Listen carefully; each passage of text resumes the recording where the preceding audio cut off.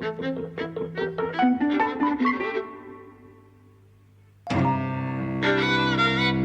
and welcome to Eavesdropping at the Movies. I'm Mike. And I'm José. And today we're talking about I vitelloni, yes, in my Italian pronunciation, which is a Fellini movie from 1953. In English, I vitelloni means, Wikipedia has it as the bullocks / the layabouts. The subtitles on Mubi had it as the young bucks. So basically, the lads. I think that's a better, the lads, yeah. Well, though no, because in English, lads has class connotations. Yeah.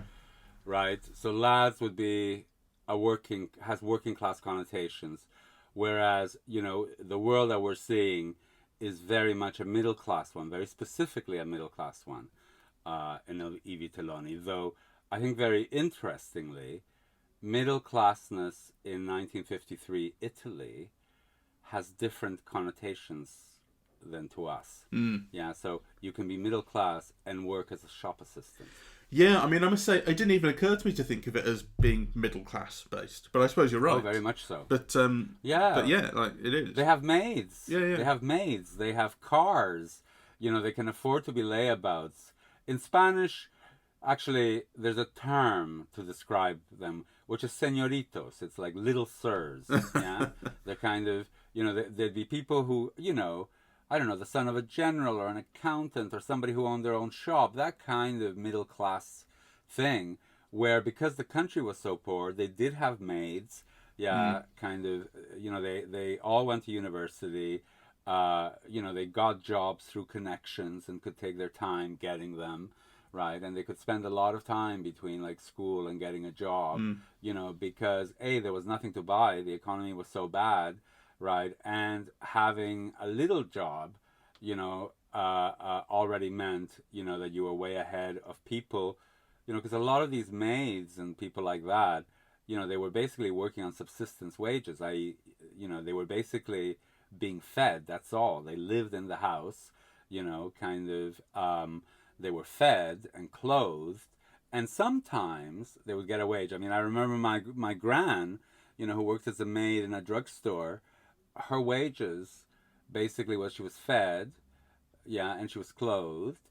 And when she got married, her employers bought her a set of bedding, sheets, and pillowcases and so on, for her wedding night. So she worked 3 years for a set of sheets. Yeah.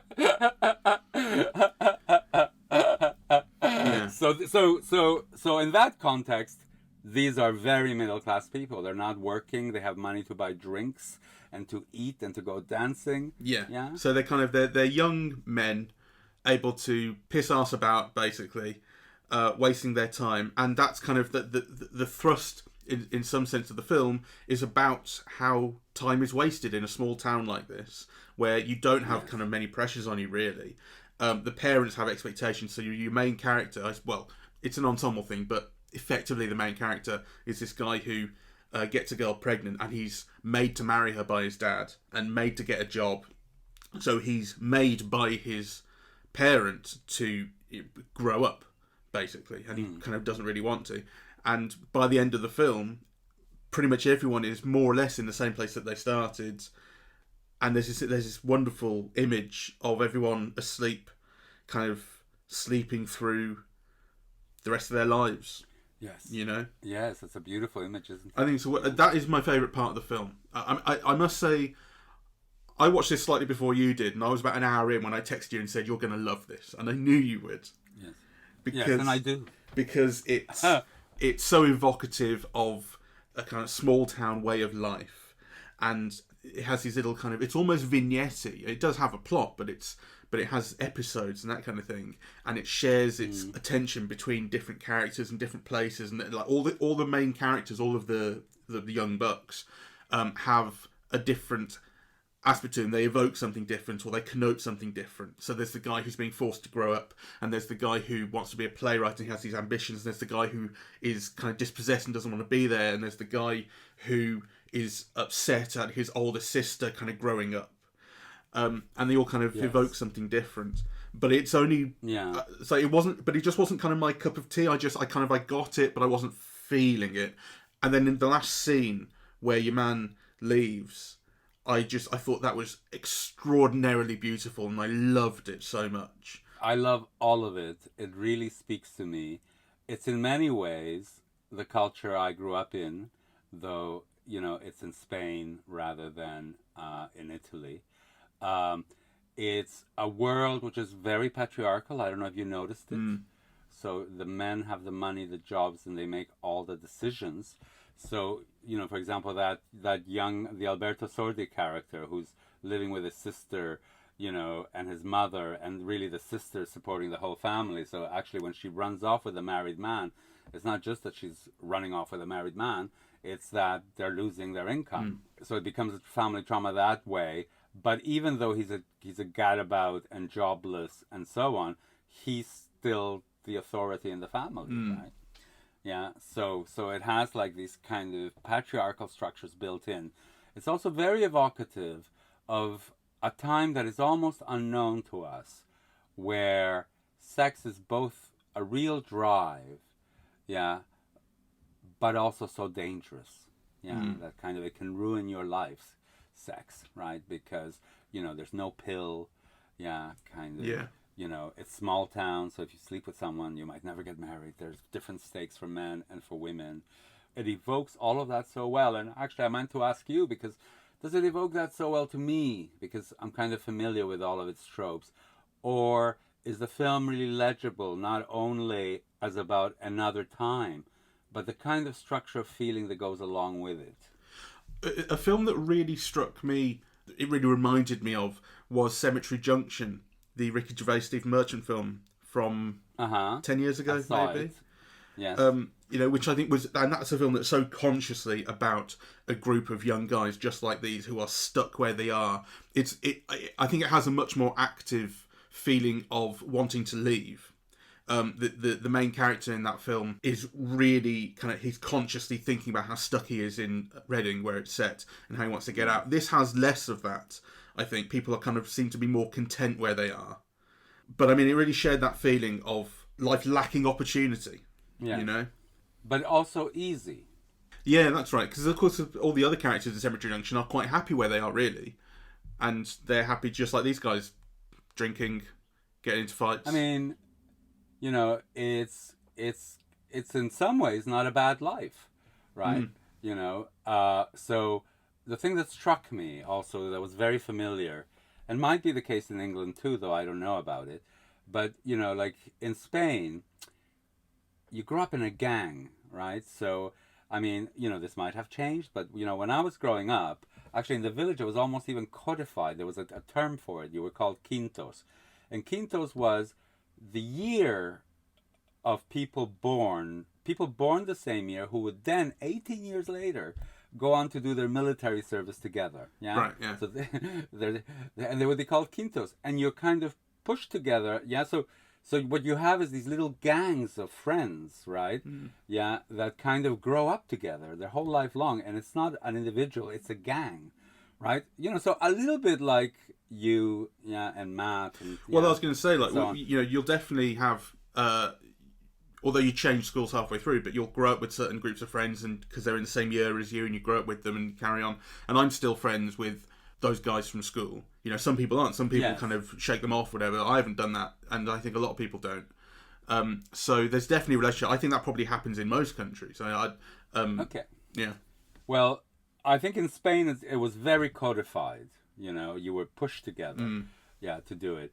And also that creates like really deep bonds, right? So people who've spent their whole life together. I mean, the vitelloni is full of very touching moments with, the friends looking after each other, whether they're drunk or walking them home or, and to an extent even where, one of them, who's part of that gang and, friends with the protagonist, the guy marries his sister, he's cheating on her, and actually...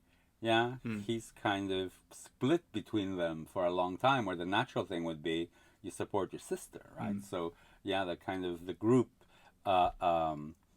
calls on a series of attachments and bonds that are, kind of, quite peculiar to it. I thought it was such a fascinating film, actually. Also, the types that it showed you. Yeah. Yeah. Well, I think it's a film that has a real understanding of psychology. It understands how people think and behave and act with each other, and it's got such an intricate view of and way of expressing how people interact. And so that thing with being torn between the sister and the friend, I don't that's probably not that specific to Italy in this period, or I don't think it's that culturally specific. I think if you have a strong group of friends, that's something that is something that's very general. I think pretty much anyone around the world, no matter what culture you come from, could see a lot in this film that they recognise. Okay.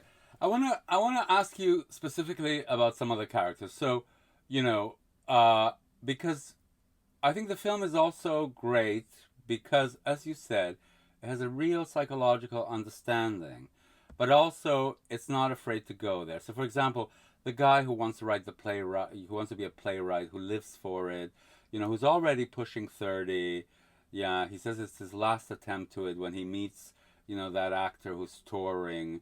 Right, and then there's the scene in the pier where there's this moment where for sure that this is a pickup, kind of the old man is trying to pick up the young guy, and there's a really interesting moment where the old guy is filmed as quite a disgusting old guy. So all of a sudden, his teeth are shown, and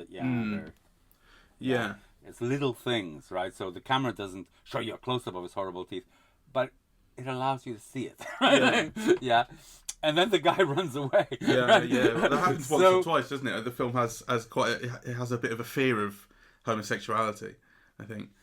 It does, and but it shows it. Yeah. So to me, the fear is completely understandable. I'm not taking issue with it or calling the film homophobic or anything like that. Far from it.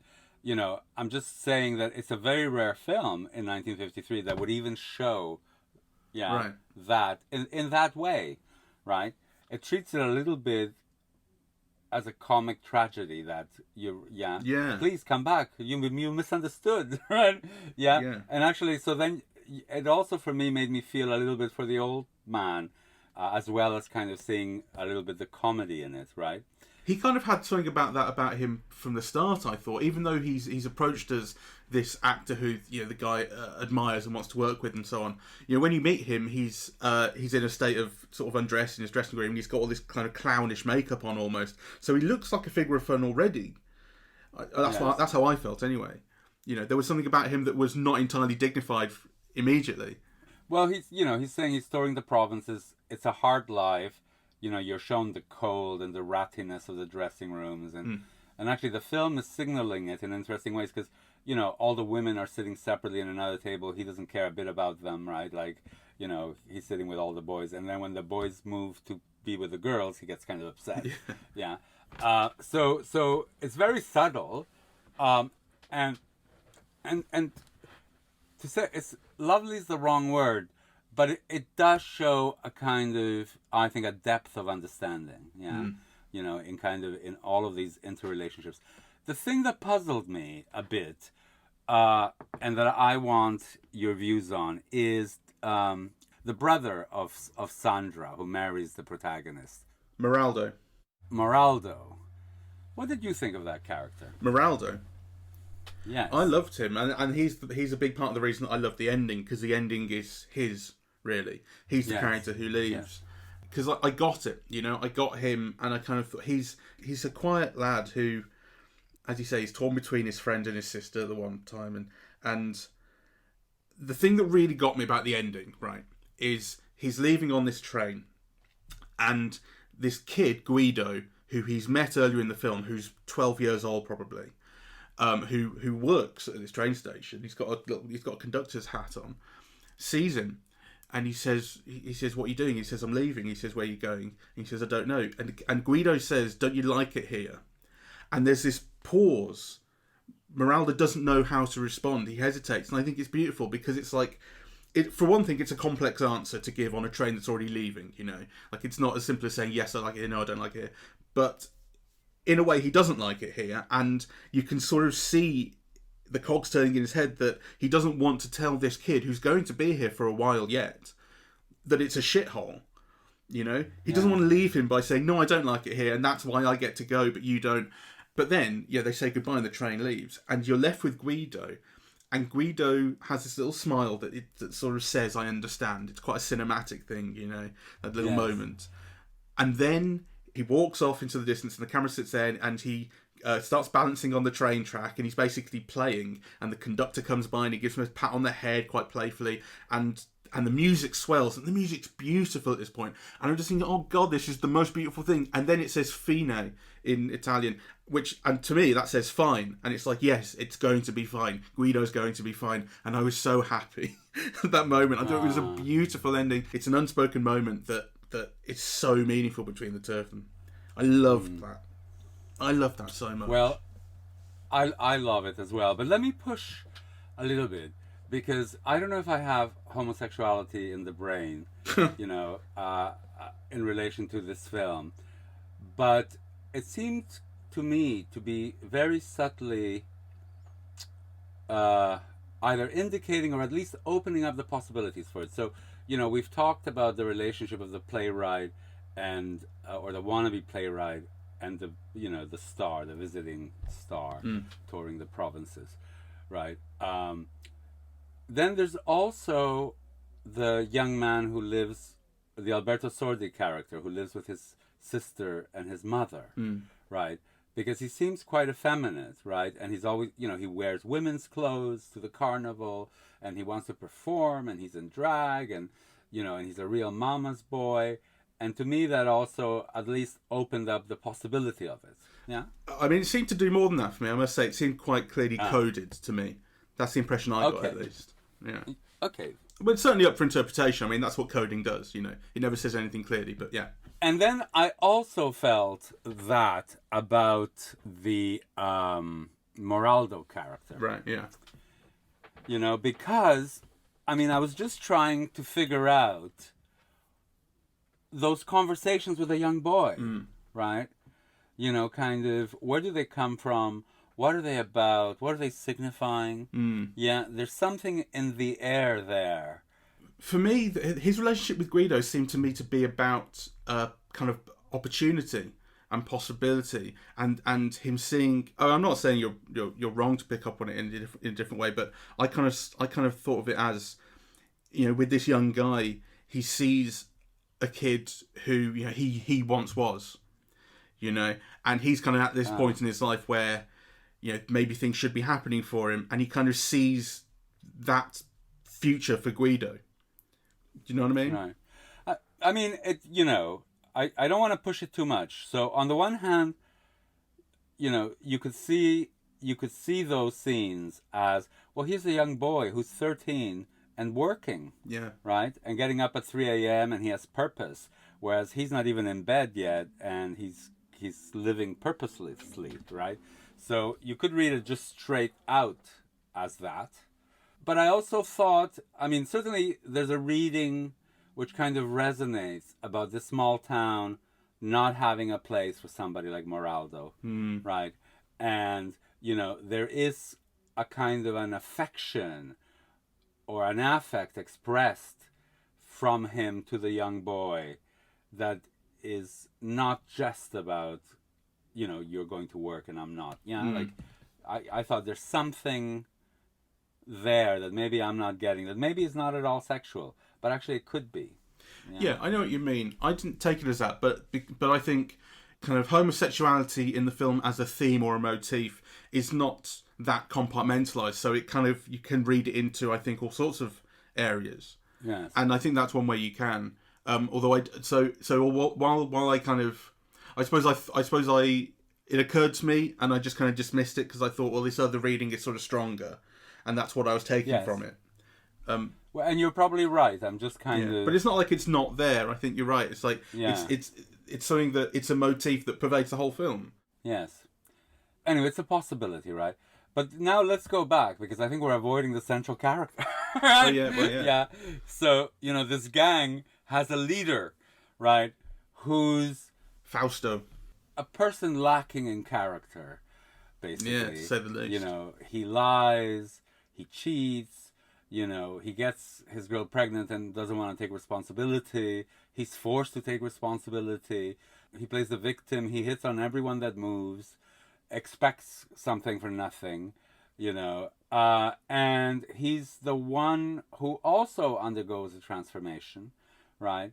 You know, at the end, like his father beats him, you know, and he's a 30-year-old man, and his father takes the belt out to him. Yeah, and he at least acknowledges at that moment his responsibilities. Though actually the problem is that he's acknowledged them at several other intervals during the film and always returned to who he is. And actually, I think he's a character that won't change, really. I completely agree. He will continue to do that. Yeah. Yeah. Yeah, well, there's a shot of him that really struck me, which is when Sandra takes off with the baby towards the end. He's sort of distraught and everyone goes looking for him. And it's a shot of him walking down the street and he looks so dishevelled and raggedy and pale. And it's a really striking image because the whole rest of the time, it made me realise how he presents himself. You know, he wears good clothes and he does his hair up and he always looks good. And it hadn't occurred to me that's a part of his character until he didn't look like that anymore. You know, so for all the rest of it, for all the things that he doesn't want to do with his life, he wants to look good all the time. You know, he has an image of himself and he has an ego and he wants to project something. Like the moment where he's forced to get the job at the sort of trinket shop. They put a work coat on him and it just doesn't look right going over the suit that he's wearing. You know, it has this contradiction in it that looks weird, and he does not fit in that work coat. He doesn't want to wear the work coat, but he's forced to be there, and it's in his manner as well. You know, there's no excitement in him that he's got this job, that the guy's being nice to him and giving him the opportunity. He does not want to be there. There are some things that visually are just so extraordinary, like the whole scene of Carnival, you know, in the theater. I thought was just so beautiful, right? And it was beautiful in the way that it placed all of these characters and all of their interrelationships, right? Kind of at play during the dancing and the confetti falling and, you know, the views of the whole character, and kind of, you know, you have like these traveling shots that kind of go into kind of each of the characters, but you're always aware, you know, of all of the dancing, the confetti, the swirl. It's the big event of the year. It's the one moment of freedom also in the year. Yeah. Carnival is where you can be what you want. You can put on a woman's dress, right, in a way that's acceptable. And then, of course, what happens in Carnival is not acceptable outside of Carnival, which is where you get the theme where he hits on his boss's wife at Carnival and it's okay, but then he does it again the next day and he's fired. Yeah, like Carnival permits certain things that are not permissible. Yeah, you know, absolutely. Otherwise. Now, the other moment that struck me very powerfully is when they're driving around looking for the wife, and they see a bunch of workers, working on the road, fixing the road, and they go, "Fuck the workers," which is very powerful. I don't know how did you experience it? It made me laugh. It made me think of the bus wankers from The Inbetweeners. I don't know if you ever saw the bus wankers. I know that well. You know, it's funny. These young guys who think they're all that. This might be where they got it from.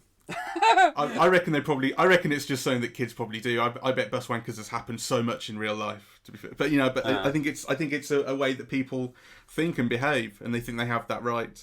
I thought this was like so powerful, you know, because it's a film from 1953, right? It's the time of neorealism in Italian cinema. They've just, you know, got out of a yoke of fascism. You know, the Communist Party is very strong in Italy, right? So, you know, this "fuck the workers" thing is like, it's so insolent and funny. But actually, I also think it places the film within a particular class background. These are middle class people who actually do hate the workers. You know. Like, and don't respect them, don't understand them, and that's right. And don't need to. That's the thing. They don't need to think about them. And, you know, again, to go back to the Spanish expression for this type of people, señoritos, they're like little lordlings, right? Yeah. Yeah, they behave like little lordlings of their own particular worlds, small as it is, stifling as it is, you know, yeah, rigid as it is. But actually, it allows them to be little lordlings. So, you know, their body language when, you know, that disabled person is carrying the icon, yeah? Yes. So, you know, they're walking, and this poor disadvantaged man who seems maybe even homeless, you know, is kind of pushing around the stuff because they're too good to push it themselves or to carry it on their shoulders, right? Like they're stationed above. And actually the way that they treat him, like, move on, fast, move here, you idiot, right? It is a lordling mentality. Yeah. It is. It's got a Bullingdon Club thing about it. Yeah. Burning money in front of tramps, sort of thing. That's right. Yeah. Yeah. Very much so. So actually, you put it better than I did. It does have that Bullingdon element. So on the one hand, you know, these are middle class, lower middle class people, right? On the other hand, they're, you know, they have a Bullingdon Club about their position in society, right? And kind of they can afford to do nothing at all throughout their 20s. Yeah. So and I think the film is both brave and funny and sophisticated in kind of showing you these conflicting things because, you know, I mean, I like these people very much. I recognize many of them, right? And yet kind of that moment of like, fuck the workers. You think, yes, it's funny and it's true. Yeah. Well, I was thinking, because I was reading about, you know, this film remains a favourite in Italy. You know, that's what I was reading. And so I'm thinking why, and I think it's partly that. It's partly that recognizability, wherever the word would be. You know, you can see that you understand these people, and the film understands these people, and they are types that you recognise, and they're very easy to grasp. But also, I think it has a kind of hangout quality to it. You know, you kind of, there are things in these boys to like and to dislike, but you can kind of like hanging out with them. Yes, I think it has that aspect. And actually, the thing is that, you know, so even the worst character, which is the protagonist, yeah, I kind of like him. And I certainly know lots of people like him, right? Kind of, you know, people who are on the make and, you know, who've got quite a high sex drive and who are very self-confident sexually. And actually, for many of them, whom that kind of sexual confidence is really the only thing they have going for them. Yeah. And that's what makes him the leader of his group. You know, like what else is there? Like other people have qualities as well, but there's no question that he is the leader of his group. There's not even a question of a power struggle. You know. No. Yeah. No. I mean, I think they actually call him El Capo, right?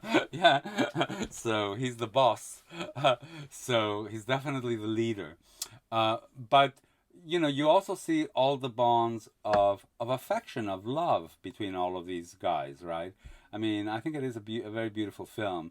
And then, of course, you know, it is shot on location. You see the beaches, and you see the clubs, and you see those churches and the weddings and the priests coming down out of trees.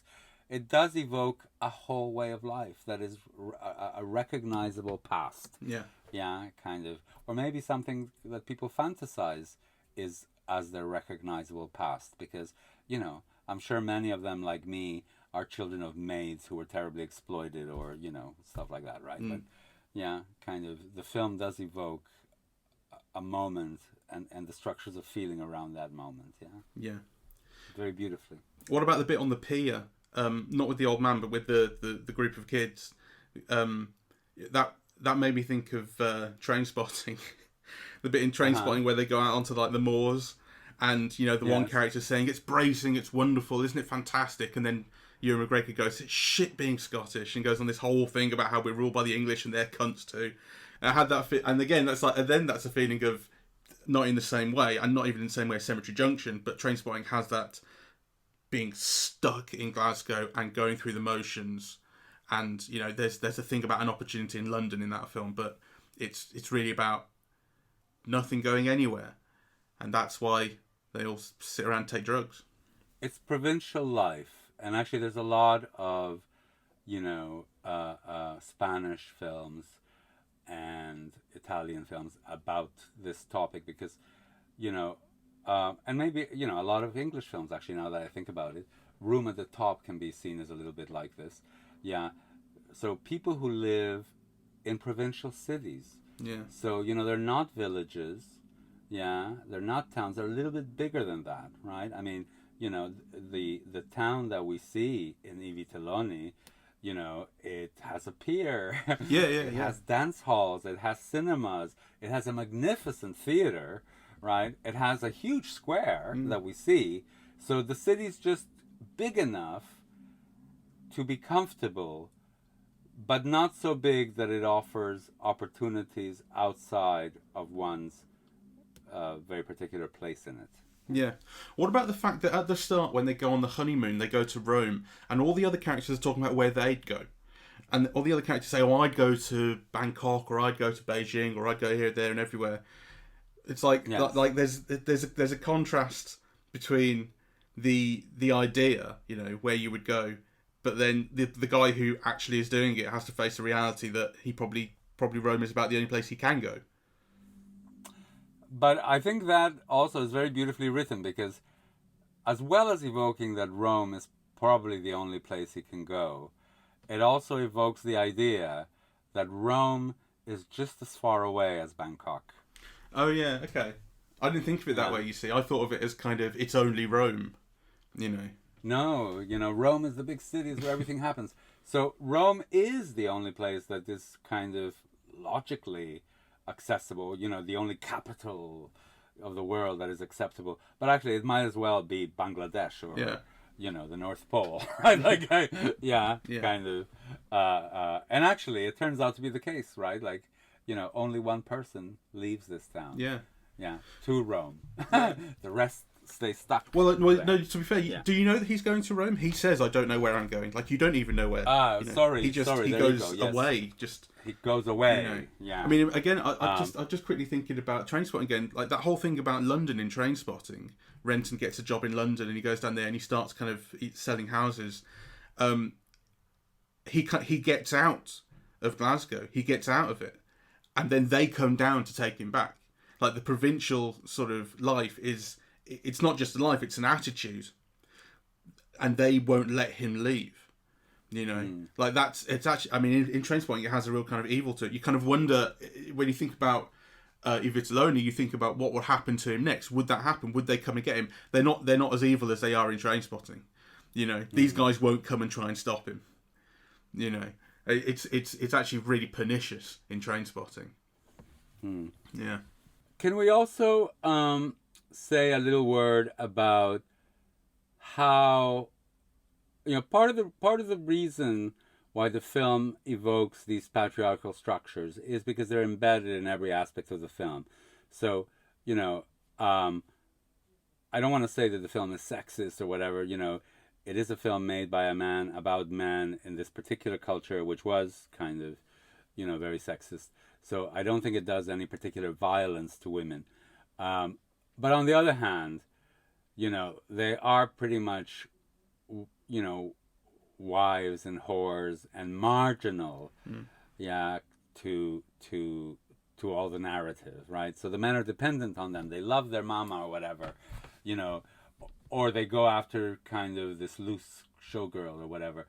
But actually, it's just amazing how the film, part of what it evokes also is, you know, so instead of saying sexism, I would say, you know, these patriarchal structures, that are very embedded in the film.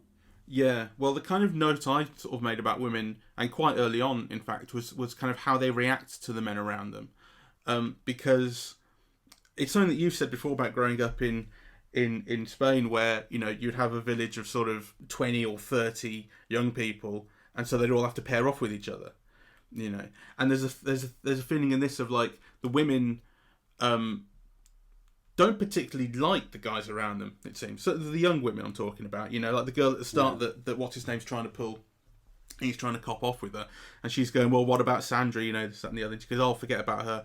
And like she's sort of letting him, but she really doesn't like it. But she kind of has to. Like there's this. Do you know what I mean? There's this subtlety about resisting their behaviour, but also putting up with it because it's kind of the lot in life. Yes. You know. That lot in life element is also, I think, partly what I mean by that the film evokes these patriarchal structures that are so embedded in it. Yeah. It is, they have no agency, really. They have, I mean, the sister has a job, and she does escape, but she escapes with a married man, so it's a loss of status, not only for the family. How could she do this to me? I sacrificed so much for her, says the mother, right? So actually, her behavior, or her one attempt at freedom, is seen as an attack on the family, right? Yeah. Yeah. So. Yeah. I spent the whole time thinking I wanted more for Sandra as well, the wife who has the kid. Yes. I mean. Yes. I wanted more for her. I wanted her to want more for herself. Yes. Actually, that's a better way of putting it, because she actually doesn't. Yeah. She doesn't even seem to realise that she can. Although, I mean, she is lied to by what's his name, Fausto, about the woman that he tries to cop off with, and he says, well, she came on, or rather, he told his mates she started it, and then they tell her she started it, so she already believes that it's not his fault, and he lets that lie continue. But she's lied to by him, and she believes it, but she doesn't seem to. Well, I mean, it's kind of harsh in some way, but she doesn't seem very bright either. I don't know about that. I mean, I think the sense of having what we would call low expectations, but for them, which were, an achievement to be married, to have a husband, to have a home, to have children, to develop these structures for yourself, that is what she wants. But what she accepts is that she has no power in any of this. Mm-hmm. So because actually she catches her husband, she knows he's been with other women. Mm. Yeah, he comes to bed with the lipstick on, and she says, "Yeah, you still have lipstick on this side of your face," or something, right?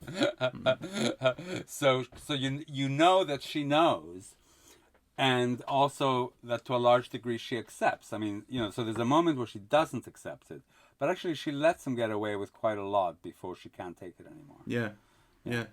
And when she can't take it anymore, she goes to his family for help. Yeah. Because she knows she probably can't expect much from her own. Yeah. I mean, they're already supporting her and feeding her and getting her husband jobs. And, so I thought, I suppose this is why the film is so rich, because it leads to all of these discussions, doesn't it?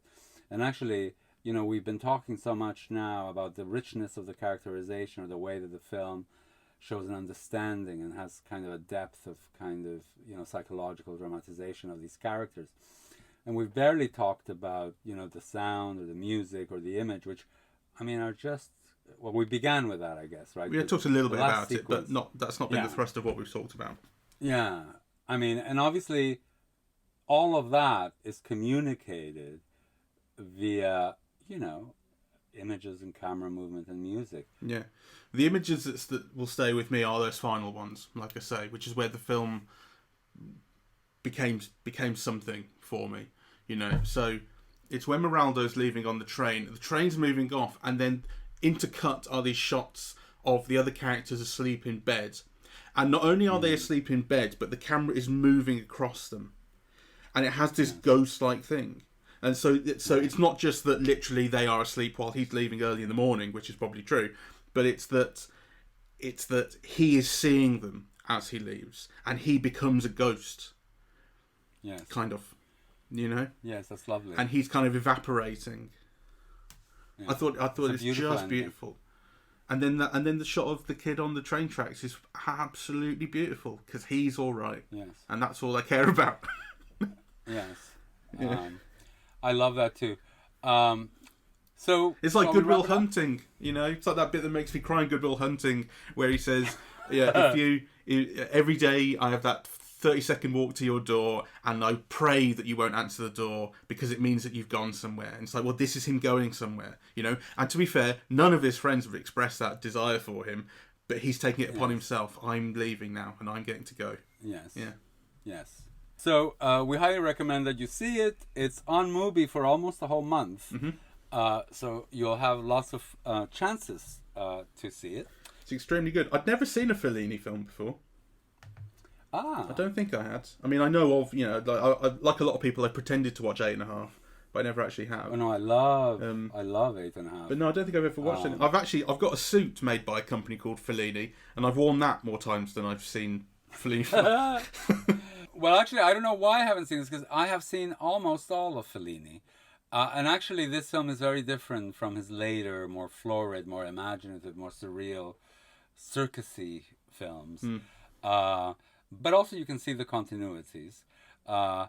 And I must say, I think, I really love this film. So thank you very much for listening. We are eavesdropping at the movies, and we are on Apple Podcasts, Spotify, SoundCloud and YouTube. On social media, we're on Facebook and Twitter. And the website is eavesdroppingatthemovies.com. Thank you very much. Ciao.